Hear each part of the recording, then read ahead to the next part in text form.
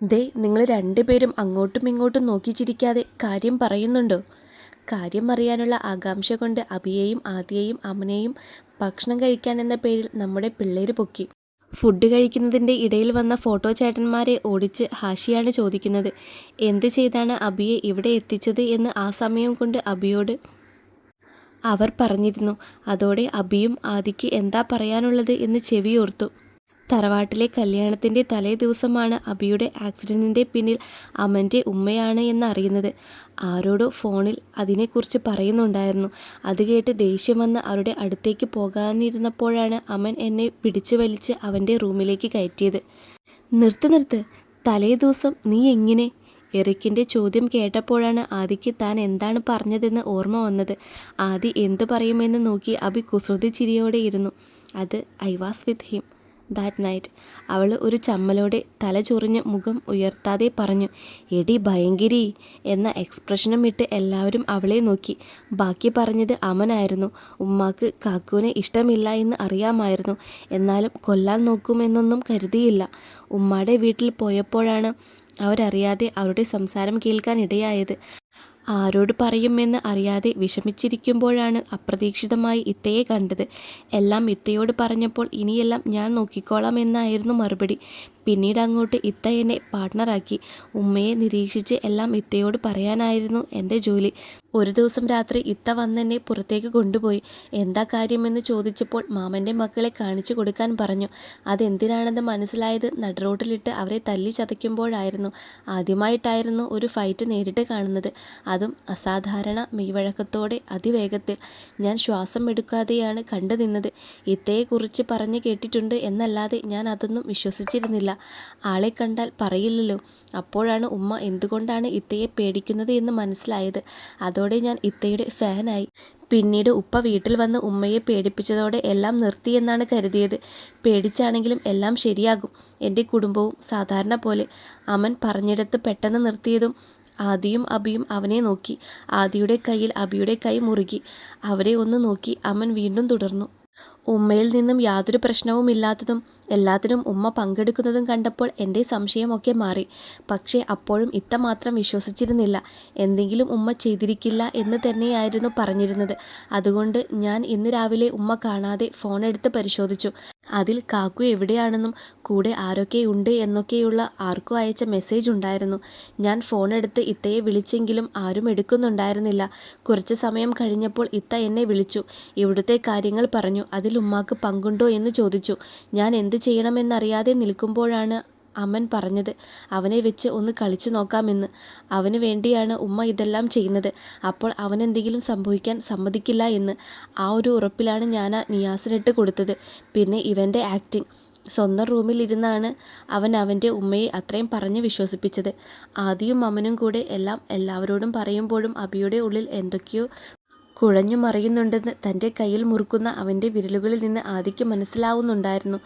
ദൂരെ അവരെയും അമനെയും നോക്കി നിൽക്കുന്ന ഷബാനയ്ക്ക് അരികിലേക്ക് ഹംദ് വന്നു നിന്നു. കാണുന്നില്ലേ ഷബാന അവരുടെ സന്തോഷം? ദേഷ്യവും വെറുപ്പും കാണിച്ചിട്ട് നീ എന്ത് നേടി? എല്ലാവരും നിന്നെ അകറ്റിയെന്നല്ലാതെ. ഷബാന അവരിൽ നിന്നും നോട്ടം മാറ്റാതെ ഒന്ന് പുച്ഛിച്ചു ചിരിച്ചു. തോറ്റുപോയവളാണ് ഞാൻ. എവിടെയെങ്കിലും ഒന്ന് ജയിക്കണ്ടേ എനിക്ക്? ഞാൻ തെറ്റ് ചെയ്തവളാണ്. പക്ഷേ എന്നെ തിരുത്താനുള്ള അർഹത ഇക്കാക്കുണ്ടോ എന്ന് നോക്കിയിട്ടുണ്ടോ? ഇത്രയൊക്കെ ആയിട്ടും നിന്റെ അഹങ്കാരത്തിന് ഒരു കുറവുമില്ലല്ലോ. ഈ ഫംഗ്ഷൻ കഴിയാൻ കാത്തു നിൽക്കുകയാണ് നിന്നെ അറസ്റ്റ് ചെയ്യാൻ. കുറച്ചു കാലം ജയിലിൽ കഴിയുമ്പോൾ നീ പഠിച്ചോളും. അവൾ അവനെ നോക്കിയൊന്ന് ചിരിച്ചു. തോറ്റുപോയവളുടെ ചിരി. അതിനുശേഷം അവൾ നോക്കിയത് അമനെയായിരുന്നു. ആർക്കു വേണ്ടിയാണോ, ആരുടെ അവകാശത്തിന് വേണ്ടിയാണോ ഈ കണ്ടതെല്ലാം ചെയ്തത്? അവൻ തന്നെ ചതിച്ചിരിക്കുന്നു. വെറും വിഡ്ഢിയാക്കി ഒരു വട്ടപൂജ്യം പോലെ എല്ലാവരുടെയും മുന്നിൽ നിർത്തിയിരിക്കുന്നു.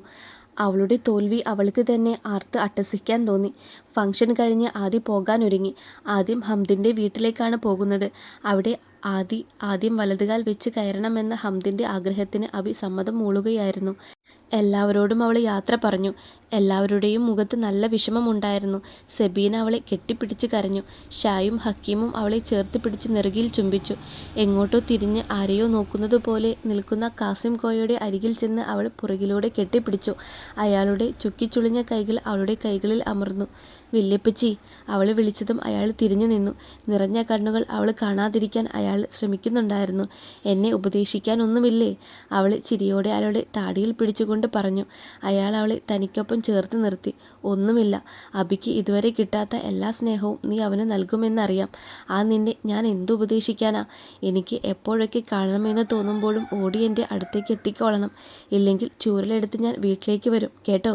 ഓ ആയിക്കോട്ടെ. അവൾ അയാളെ ഇറുകെ പുണർന്നു. അപ്പോഴേക്കും ഹാഷി അങ്ങോട്ടേക്കെത്തി. അതുവരെ പിടിച്ചു നിന്ന ആദിയുടെ കണ്ണുകൾ അറിയാതെ നിറയാൻ തുടങ്ങി. ഹാഷി അവളെ ചുറ്റിപ്പിടിച്ച് ചുമലിൽ ചുണ്ടമർത്തി നിന്നു. പരസ്പരം ഒന്നും മിണ്ടാതെ അങ്ങനെ തന്നെ അവർ കുറേ നേരം നിന്നു. ആദിയുടെ കൈകൾ അവൻ്റെ പുറത്ത് പതിയെ തട്ടുന്നു. ദീ പോവണ്ട. അബി ഇവിടെ നിന്നോളൂ. ഞാൻ അവനോട് പറയട്ടെ? അവൻ സമ്മതിക്കില്ല. ഐ ലവ് യു ദീ. അവൻ അതും പറഞ്ഞ് അവളെ ഒന്നുകൂടെ വരിഞ്ഞു മുറുക്കി. ആദ്യം അവൻ്റെ നെറ്റിയിൽ സൈഡിലായി അമർത്തി ഉമ്മ വെച്ചു. കണ്ണുകൾ തന്നെ ചതിക്കാൻ ഒരുങ്ങുന്നു എന്നവന് മനസ്സിലായതും അവൻ അവളെ വിട്ടു തിരിഞ്ഞു നോക്കാതെ അകത്തേക്ക് കയറിപ്പോയി. എൻ്റെ കൂടെ വരാൻ നിനക്ക് ഇഷ്ടമില്ലേ ആദി? തൻ്റെ ചെവിക്കരികിലായി അബിയുടെ ശബ്ദം കേട്ടതും അവൾ തിരിഞ്ഞു നോക്കി. അവൻ്റെ കണ്ണുകളിൽ നിറഞ്ഞു നിൽക്കുന്ന വേദന എന്താണെന്ന് മനസ്സിലായതും അവൾ അവനെ നോക്കി പുഞ്ചിരിച്ചു. അവൾ പെരുവിരൽ ഉയർന്ന് അവൻ്റെ കവിളിൽ ചുംബിച്ചു. അവൾ വീഴാതിരിക്കാൻ അവൻ അവളുടെ ഇടുപ്പിലൂടെ കൈയിട്ട് പിടിച്ചു. ഞാൻ എൻ്റെ വീട് വിട്ട് വരുവല്ലേ അബി? എല്ലാ പെൺകുട്ടികൾക്കും ഈ അവസരത്തിൽ സങ്കടമുണ്ടാകും. അല്ലാതെ നിന്റെ കൂടെ വരാൻ ഇഷ്ടമില്ലാഞ്ഞിട്ടല്ല. കൈകൾ അവൻ്റെ കഴുത്തിലൂടെ ചുറ്റിപ്പിടിച്ച് അവൾ അവനോട് പറഞ്ഞു. അത് കേട്ടതും അബി മനസ്സറിഞ്ഞ് ചിരിച്ചു. ഹംദിൻ്റെ വീട്ടിൽ ആദി വലതുകാൽ വെച്ച് കയറി. അവിടെ വിരലിലെണ്ണാവുന്ന കുറച്ച് ബന്ധുക്കളെ ഉണ്ടായിരുന്നുള്ളൂ. അവരും ഉടനെ പോകും. നാളെ റിസപ്ഷൻ ആയതുകൊണ്ട് എല്ലാവരും അപ്പോഴേ വരൂ. അവിടെയുള്ളവരൊക്കെ ഒന്ന് സംസാരിക്കുമ്പോഴാണ് ഹംദിൻ്റെ ഉമ്മ അവളോട് ഫ്രഷ് ആവാൻ പറഞ്ഞത്. ആദിയെ ഫ്രഷ് ആവാനായി മുകളിലേക്ക് കൊണ്ടുപോയത് അമനായിരുന്നു. റൂമിലേക്ക് കടന്നതും അബിയുടെ കരങ്ങൾ അവളെ പിറകിൽ നിന്നും ചുറ്റി വരിഞ്ഞു. ആദി. അവൻ്റെ ഉമ്മയെ കൊണ്ടുപോകാൻ പോലീസ് ഇപ്പോൾ വരും. ഉപ്പ പറഞ്ഞതാണ്. അതിന് ഞാനൊരു കാര്യം ചെയ്യാൻ പോവാ. അവർക്ക് വേണ്ടിയല്ല, അമന് വേണ്ടി. അവൾ അവൻ്റെ കയ്യിൽ പിടിച്ച് അവന് നേരെ തിരിഞ്ഞു. അമൻ അത് ഡിസേർവ് ചെയ്യുന്നുണ്ട് അബി. അബി അവളെ അതിശയത്തോടെ നോക്കി. തൻ്റെ മനസ്സിലുള്ളത് അവൻ എങ്ങനെ അറിഞ്ഞു എന്ന ഭാവത്തിൽ. നീ ചെല്ല്, എനിക്കൊന്ന് ഫ്രഷ് ആവണം. അബി താഴേക്ക് വന്നപ്പോഴേക്കും അവിടെ പോലീസ് എത്തിയിരുന്നു. കൂടെ ഹക്കീമും. ഷബാനയെ വിലങ്ങ് വെച്ചതും അത് കാണാനാവാതെ അവൻ മുഖം തിരിച്ചു. അവളുടെ മുഖത്ത് അപ്പോഴും ഒരു പുഞ്ചിരി നിന്നിരുന്നു. എനിക്കൊരു കാര്യം പറയാനുണ്ട്. അവർ ഇറങ്ങാനൊരുങ്ങിയതും അങ്ങോട്ട് വന്ന അബി പറഞ്ഞു. അവരെ വെറുതെ വിട്ടേക്കൂ, എനിക്ക് പരാതിയില്ല. അബി പറയുന്നത് കേട്ട് ഹംദിനും ഹക്കീമിനും വിശ്വസിക്കാനായില്ല. അബി ഹക്കീമിനെ മാറ്റി നിർത്തി അറസ്റ്റ് ഒഴിവാക്കാൻ പറഞ്ഞ് സമ്മതിപ്പിച്ചു. എന്താ സംഭവമെന്നറിയാതെ നിൽക്കുന്ന ഷബാനയുടെ മുന്നിലേക്ക് അവൻ വന്നു നിന്നു. ഇത് എനിക്ക് നിങ്ങളോട് അനുകമ്പ തോന്നിയിട്ടൊന്നുമല്ല. അവന് വേണ്ടിയാണ്, എൻ്റെ അനിയന് വേണ്ടി. ഒരു ഉമ്മയുടെ സ്നേഹം അവന് കിട്ടാതിരിക്കണ്ട എന്ന് കരുതി. അല്ലാതെ ഇതെൻ്റെ തോൽവിയാണെന്ന് കരുതരുത്. ഇനി എൻ്റെയോ എൻ്റെ പെണ്ണിൻ്റെയോ ഇടയിൽ ഒരു തടസ്സമായി വന്നേക്കരുത്. വന്നാൽ അനിയൻ്റെ സന്തോഷത്തെക്കുറിച്ച് ഞാനങ്ങ് മറക്കും. അതും പറഞ്ഞ് അവൻ പോകാനൊരുങ്ങിയതും ഹംദ അവനെ പിടിച്ച് റൂമിലേക്ക് കൊണ്ടുപോയി. നീ എന്തിനാ ഇങ്ങനെ ചെയ്തത്? അവൾ കുറച്ച് ദിവസം അകത്ത് കിടക്കട്ടെ എന്ന് വിചാരിച്ചാൽ പോരായിരുന്നു? ഉപ്പ എപ്പോഴെങ്കിലും ആലോചിച്ചിട്ടുണ്ടോ അവർ ചെയ്ത തെറ്റ് എന്താണെന്ന്? അവർ തെറ്റ് ചെയ്തത് എന്നോട് മാത്രമായിരുന്നു. പക്ഷേ അതിലും വലിയ തെറ്റ് എന്നോട് ചെയ്തത് ഉപ്പയല്ലേ? അവർ എനിക്ക് ആരുമല്ലായിരുന്നു. എന്നോടുള്ള ചുമതലകളിൽ നിന്ന് ഒളിച്ചോടിയത് ഉപ്പയായിരുന്നു. അവരെന്നെ വേദനിപ്പിച്ചെങ്കിൽ അതിനുള്ള അവസരം ഉപ്പ കൊടുത്തതല്ലേ? ആ ഉപ്പയോട് ഞാൻ ക്ഷമിച്ചെങ്കിൽ എന്തുകൊണ്ട് അവരോടായിക്കൂടാ? അവർ കാരണമാണ് എൻ്റെ ആദി എൻ്റെ ജീവിതത്തിലേക്ക് വന്നത്. അത് മാത്രം മതി എനിക്ക് അവരോട് ക്ഷമിക്കാൻ. പിന്നെ അവർ ഇപ്പോൾ കാണിച്ച പ്രശ്നങ്ങൾ, അതിനും ഒരു തരത്തിൽ നമ്മൾ തന്നെയാണ് കുറ്റക്കാർ. ഉപ്പയുടെ അവഗണനയാണ് അവരെ ഇങ്ങനെയാക്കിയത്. എന്നോട് എങ്ങനെയായിരുന്നുവെങ്കിലും അവർ നല്ലൊരു ഭാര്യയായിരുന്നില്ലേ? അവരെ തിരുത്താൻ ഉപ്പാക്ക് കഴിയുമായിരുന്നു. പക്ഷേ ശ്രമിച്ചില്ല. എല്ലാവരാലും ഒറ്റപ്പെട്ട് അവർ ഇവിടെ കഴിഞ്ഞു. അതിനെല്ലാം പുറമെ അമനും കൂടി അവകാശപ്പെട്ടത് എൻ്റെ പേരിലാക്കി. തന്നെപ്പോലെ തൻ്റെ മകനും അവഗണിക്കപ്പെടുകയാണ് എന്ന് തോന്നിയപ്പോൾ അവർ പ്രതികരിച്ചു. എനിക്കത് മനസ്സിലാകും. അതും പറഞ്ഞ് അവൻ പുറത്തേക്ക് നടന്നു. വാതിലിനടുത്ത് എത്തിയതും അവൻ തിരിഞ്ഞ് ഹംദിനോടായി പറഞ്ഞു. എന്നെപ്പോലെ ആക്കരുത് അമനെ. എല്ലാവരുടെയും പോലെ ഒരു കുടുംബം അവൻ ആഗ്രഹിച്ചത് കൊണ്ടാണ് അവൻ അവൻ്റെ സ്വന്തം ഉമ്മാക്കെതിരെ നിന്നത്. അവനായി കൊടുക്കാൻ എനിക്കിതേയുള്ളൂ. ഉപ്പ അവരെ സ്നേഹിച്ചു തുടങ്ങിയാൽ എല്ലാ പ്രശ്നത്തിനും പരിഹാരമാകും. അബി പോയതും ഹംദ് ബെഡിലേക്ക് ഇരുന്നു പോയി. ശരിയാണ് അവൻ പറഞ്ഞത്. എല്ലാം തൻ്റെ തെറ്റാണ്. ഞാനാണ് എല്ലാ പിഴയും അവളിൽ ചാരി ജീവിച്ചത്. ഇവിടെ ഒരു ജോലിക്കാരിയുടെ പരിഗണന പോലും അവൾക്ക് കൊടുത്തിരുന്നില്ല. ഹംദിന് താൻ ഷബാനയുടെ മുന്നിൽ പോലും ഒരുപാട് ചെറുതായതുപോലെ തോന്നി. അബി റൂമിലെത്തിയതും കണ്ടത് വാഷ്റൂമിൽ നിന്നും ഇറങ്ങുന്ന ആദിയെയാണ്. നിതംബം മറഞ്ഞു കിടക്കുന്ന അവളുടെ കറുത്ത ചുരുണ്ട മുടിയിൽ അവൻ്റെ കണ്ണുകൾ ഉടക്കി നിന്നു. എന്തായി? മുടി കോതി ഒതുക്കിക്കൊണ്ട് അവൾ അവൻ്റെ മുന്നിൽ വന്ന് ചോദിച്ചു. ഒന്നും മിണ്ടാതെ അവളെ എടുത്ത് കട്ടിലിലേക്ക് നടന്നു.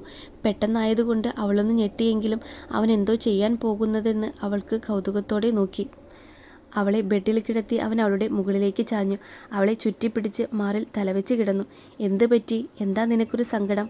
അവൻ്റെ മുടിയിലൂടെ പതിയെ തലോടി അവൾ ചോദിച്ചു. അവളുടെ മനസ്സിൽ അബിയോടുള്ള വാത്സല്യം നിറഞ്ഞു നിന്നിരുന്നു. തന്നിൽ നിന്നും അവൻ എന്താണ് ആഗ്രഹിക്കുന്നത് എന്ന് മനസ്സിലാക്കിയായിരുന്നു അവളുടെ ചോദ്യം.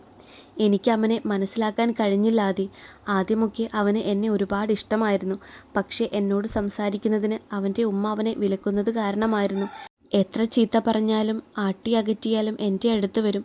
ഉപ്പയോട് അവൻ്റെ ഉമ്മ ചെയ്യുന്നതൊന്നും പറയില്ല. അവർ തമ്മിൽ വഴക്കിടുന്നത് അവന് വിഷമമായിരുന്നു. ഞാൻ കാരണം അവന് തല്ല് കിട്ടേണ്ട എന്ന് കരുതിയാണ് അവനെ എന്നിൽ നിന്നും അകറ്റി നിർത്തിയത്. പക്ഷേ അത് ചെയ്യരുതായിരുന്നു. പരസ്പരം സ്നേഹിക്കുന്ന ഒരു കുടുംബത്തെയാണ് അവൻ ആഗ്രഹിച്ചത്. അവന് വേണ്ടി ഇനി ഇതേ എനിക്ക് ചെയ്യാൻ സാധിക്കൂ. ഞാൻ തോറ്റു പിന്മാറിയ പോലെ തോന്നുന്നുണ്ടോ? അത് കേട്ട് അബി ഒന്ന് ചിരിച്ചു. അവൻ തല ഉയർത്തി അവളെ കുറുമ്പോടെ നോക്കി. എൻ്റെ അബി, ആകെ തോറ്റു നിൽക്കുകയാണ് അവർ. ഇനിയും അവരെ എന്ത് ചെയ്യാനാ? ഇപ്പോൾ അവർ നമുക്കൊരു എതിരെയല്ല. അവർക്ക് നമ്മളെ ഒന്നും ചെയ്യാനും സാധിക്കില്ല. പിന്നെ അവരോട് ക്ഷമിക്കുന്നത് അവന് സന്തോഷം നൽകുന്നെങ്കിൽ സന്തോഷത്തോടെ നമുക്കത് ചെയ്യാം. നഷ്ടപ്പെടാൻ എന്തെങ്കിലുമൊക്കെ അവർക്കുണ്ടെങ്കിൽ പിന്നെ അവർ ഒരു പ്രശ്നത്തിനും നിൽക്കില്ല. പിന്നെ അമ്മന് മാത്രമല്ല, നിനക്കും ഒരു കുടുംബം വേണ്ടേ? ആദിയെ മുഴുവിപ്പിക്കാൻ സമ്മതിക്കാതെ അവൻ തടഞ്ഞു. ഇതുവരെ ഇല്ലാത്തതൊന്നും എനിക്ക് വേണ്ട. എന്നെ ആരെങ്കിലും സ്നേഹിക്കാനുണ്ടായാൽ നീ എന്നെ ശ്രദ്ധിക്കില്ല. പണ്ട് ഉപ്പ എന്നോട് കൂടിയപ്പോൾ നീ എന്നിൽ നിന്നും അകന്നതുപോലെ. അബി, അത് എന്നെ നീ മാത്രം സ്നേഹിച്ചാൽ മതി ആദി. എല്ലാവരുടെയും സ്നേഹം നീ എനിക്ക് നൽകിയാൽ മതി. വേറൊന്നും എനിക്ക് വേണ്ട. ആദി അവൻ്റെ തിളങ്ങുന്ന കണ്ണുകളിലേക്ക് നോക്കിക്കിടന്നു. എന്ത് പറഞ്ഞാലും ഇപ്പോൾ അവൻ്റെ തലയിൽ കയറില്ല എന്നവൾക്കറിയാമായിരുന്നു. പിന്നെ ഒന്നുയർന്ന് അവൻ്റെ കണ്ണുകളിൽ ചുണ്ടു പതിപ്പിച്ചു. അവൻ കണ്ണടച്ച് ആ നിമിഷം ആസ്വദിച്ചു. അവളുടെ വാത്സല്യവും സ്നേഹവും അതിലൂടെ അവനിലേക്ക് എത്തുന്നുണ്ടായിരുന്നു. അബി പിന്നെ ഒന്നും മിണ്ടാതെ അവളുടെ മാറിൽ തന്നെ അമർന്നു കിടന്നു. അതെ, ഇമ്രാനെയും വിനുവിനെയും കാണണ്ടേ? അവൻ്റെ കവളിൽ വിരലുകൾ ഓടിച്ച് അവൾ ചോദിച്ചു. ഞാൻ വിളിച്ചിരുന്നു അവർക്ക്. ഇപ്പോൾ കുഴപ്പമൊന്നുമില്ല. ഫിർദൗസിലേക്ക് പോകുമ്പോൾ നമുക്ക് അവരുടെ അടുത്തേക്ക് പോകാം. ആദിയുടെ വിരലുകളെ മാന്ത്രികതയിലും അവളുടെ മാറിലെ ചൂടിലും അവൻ അറിയാതെ മയക്കത്തിലേക്ക് വഴുതി വീണു. ഒരു കുഞ്ഞിനെ പോലെ അവനെ പൊതിഞ്ഞു പിടിച്ച് അവളും.